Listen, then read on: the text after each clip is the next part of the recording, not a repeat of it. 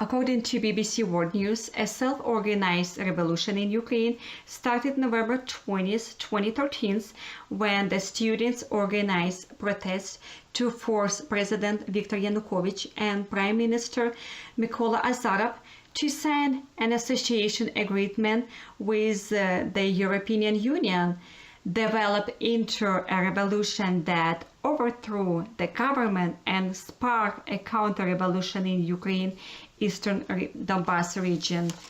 A dramatic turning point into protests came on November 30th, when the authorities sent in Berkut special forces to clear the several hundred students and others occupying the square.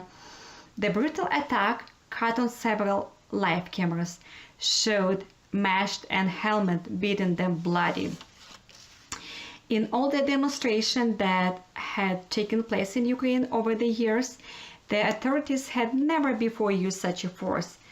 Outrage over violence, combined with anger at Yanukovych for summarily depriving the nation of European future, brought unprecedented number of people on the streets. According to Nadia Duke at word.fr.org, protesters formed self-defense groups and armed themselves with baseball bats and DIY weapons, plywood shields, and orange construction helmets for protection.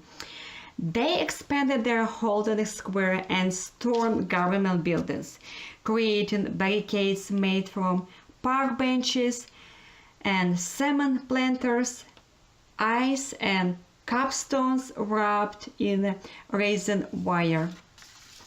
Things came to a head with a simple toppling of a statue of Soviet leader Vladimir Ulyanovich Lenin, a symbol of Ukrainian past.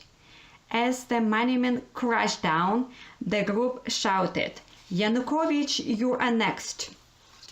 The demonstration that shocked Ukraine reached a critical turning point on December 17th, when the country embattled. President Viktor Yanukovych struck a surprise deal with Vladimir Putin, in which Russia bought 15 billion in Ukrainian bonds and slashed the price of natural gas by a third. Few days earlier, a journalist, Tatiana Chernavol, who had accused Yanukovych of corruption, was run off of the road by a black SUV, dragged out of the car, and beaten by a man presumed to be a government agent.